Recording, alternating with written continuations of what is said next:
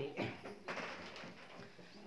तो मुंबई अपना पहला मुकाबला इस सेशन जीत चुकी है। सूर्या की वापसी हुई, होपफुली सूर्या ने कुछ किया जरूर नहीं, लेकिन सूर्या के आने से टीम का बैलेंस बड़ा बेहतर बना है और कुछ ओवरसीज कंडीशन से भी बदलाव किए हैं। आप देखिए टिम डेविड को तो कंसिस्टेंसी खिला ही रहे थे, रोमारियो को लाए हैं, अच्छे ऑलराउंडर है, पिछले एक साल से बतौर बल्लेबाज बतौर गेंदबाज बड़े अच्छे दिखे हैं।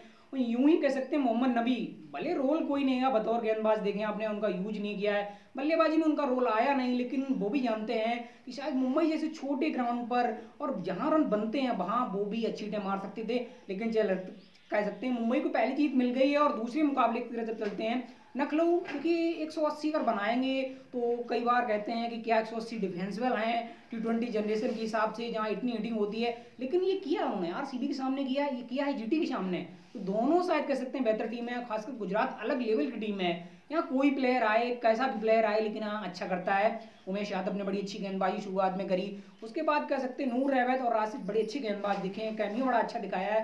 रहमतुल्लाह को आपने ड्रॉप किया है, इम्पैक्ट प्लेयर के रूम में आप विलियमसन को लाए हैं, लेकिन कह सकते हैं पावर प्ले तो आपने बेहतर खेला। कह सकते हैं आखिरी गेंद पे जरूर सुमन आउट होते हैं, उसके बाद कह सकते हैं कैसा पीरियड आया। देखिए छठे ओवर के बाद 10वें ओवर तक देखें गुजरात बड़ी फंसी फंसी दिखी है। गुजरात जनरली इस तरह की टीम नहीं होती है, बैटिंग में थोड़ी हल्की जरूर दिख रही थी, लेकिन होपफुली ये भी मान के चलिए 4 विकेटें आपने जल्दी जल्दी खोई है। और उसके बाद बैटिंग ऑर्डर में उठाकर देखें विजय शंकर का रोल इस साल कुछ बेहतर होता दिखा नहीं है। कह सकते हैं राहुल तेवतिया को आप बतौर बल्लेबाज द फिनिशर के रोल में यूज करते हैं, वो भी नहीं चले। रन बने शायद उतने नहीं बने कि शायद फाइटिंग टोटल में कोई उनके साथ दूसरा टिका रहे।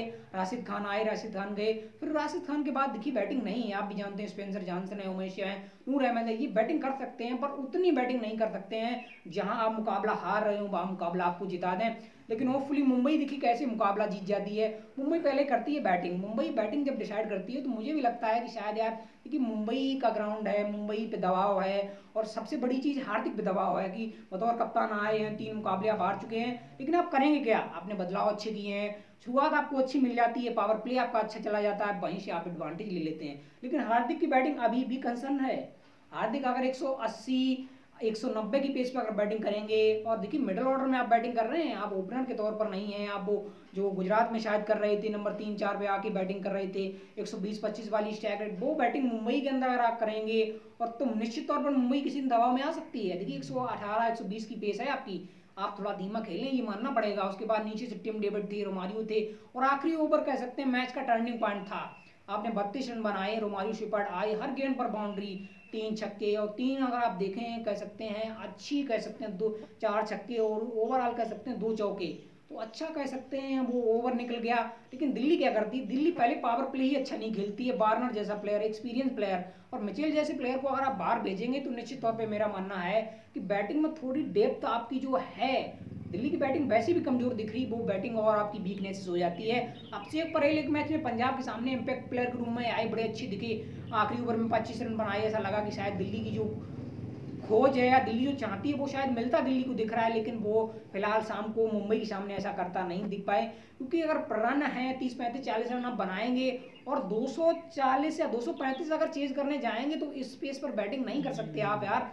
उसके बाद कह सकते हैं दिल्ली ने गलती क्या करी थी कि वार्नर को आप जल्दी अगर आउट होता देखेंगे तो फिर इस बैटिंग ऑर्डर में वो एक्सपीरियंस नहीं दिखता है। अभिषेक नए हैं अभी, पृथ्वी शाह यंग लड़का है, अच्छा खेला शुरुआत में, वो भी धीमा खेले। और पावर प्ले में एक टीम जहाँ 75 बनाती वहाँ दूसरे में आप देखें 46 रन बनाते हैं, तो 15-20 रन का जो आप गैप था, मेरा मानना है 15-20 रन का क्यों कह सकते हैं 25-30 रन का जो गैप था वहीं आप पीछे छूट गए, और वहीं से आप देखिए मैच में आगे जरूर तो एक समय आए, मुंबई से आगे निकले, लेकिन कह सकते हैं ट्रस्ट एंड स्टब की बदौलत, ट्रस्ट स्टब ने जो बैटिंग करी है, दुनिया स्टब रहेगी। ऋषभ पंत भी आए गए, अक्षर पटेल का कोई रोल नहीं दिखा, ललित आए गए, और कुशाग्र को आपने एक गेंद आई, देखिए वहां वक्त था बल्ला चलाना, उसके बाद जार चटन को 2 गेंदें मिल गई, तो दो जो कह सकते हैं ट्रस्ट एंड ऋषभ के बाद बल्लेबाजी करने आए, किसी का कोई रोल नहीं दिखा, किसी ने उस रिस्पॉन्सिबिलिटी में योगदान करने का काम नहीं किया, तो दिल्ली लगातार दबाव में आती रही आखिरी ओवर में ट्रस्ट एंड ऋषभ को स्ट्राइक ना देना, ये भी कह सकते हैं। देखिए हार तो चुके थे आप, लेकिन शायद जो आप 29-30 रन से मुकाबला हारे, हो सकता है 7-8 रन से मुकाबला हारते, थोड़ा और रोमांचक आता। कई बार जब एक अच्छा बल्लेबाज जब अच्छी बल्लेबाजी कर रहा होता है तो आखिरी ओवर में भले कितने क्यों ना आपको डिफेंस करने क्यों ना हो, तो बतौर गेंदबाज कई बार आप दबाव में आते हैं, तो गलतियां कर बैठते हैं। एक आधी नो बॉल, एक आधी वाइड अगर होती तो निश्चित तौर पर दबाव में आते, और उन्होंने बड़ी अच्छी बैटिंग करी है। फिलहाल दिल्ली इस टूर्नामेंट में अब तक बेहतर करती दिख नहीं रही है। आरसीबी भी बड़ी निराश कर रही है। एक मैच वो पंजाब से जीते हैं, जैसे तैसे मुकाबला जीत रहे हैं, ऐसा ही कुछ कह सकते हैं। दिल्ली का मामला है जो सीएसके के सामने, खैर अच्छा मुकाबला वो जीते थे, लेकिन आज एक बड़ा मुकाबला है सीएसके के सामने केकेआर होगी। केकेआर बहुत बेहतर दिख रही है इस साल। केकेआर इस तरह से जनरली टूर्नामेंट में शुरुआत करती नहीं है। गौतम गंभीर जुड़े हैं बतौर मेंटर इस बार, जो नकलऊ के साथ हुआ करते थे, नकलऊ भी बेहतर कर रही है और केकेआर भी बेहतर कर रही है। होपफुली बात सीएसके की होगी। सीएसके देखिए चेन्नई में दोनों मुकाबले जीते हैं और चेन्नई से बाहर उन्होंने दोनों मुकाबले हारे हैं, लेकिन चेन्नई में आज मुकाबला खेल रहे हैं, ये अच्छी खबर है। लेकिन टॉप ऑर्डर से मेरा मानना है ऋतुराज रन बनाने पड़ेंगे, अच्छी पेस पे बनाने पड़ेंगे।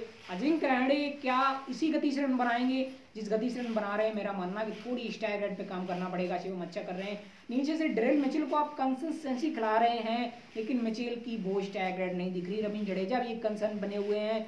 रवींद्र जडेजा के पास वो पेस नहीं दिख रही। बतौर गेंदबाज, बतौर फील्डर आप कुछ भी करें, लेकिन बतौर बल्लेबाज अब तक शायद निराश कर रहे हैं। मुझे उम्मीद है कि सीएसके इन चीज़ों पर जरूर काम करेगी, लेकिन सुनील नरेन को कैसे करेंगे आउट सीएसके वाले, ये सबसे बड़ा सवाल होगा। उनको आउट करने में अगर कामयाबी मिल गई तो मेरा मानना है ये मुकाबला जो 50-50 का मुकाबला है शुरू होने से पहले है, ये मुकाबला 70 और 70 और 30 का हो जाएगा केकेआर और सीएसके के फेवर में। मेरा मानना है कि हर हाल में दिखी केकेआर बेहतर दिख रही है, उनके पास नीचे फिनिश अच्छी दिख रही है।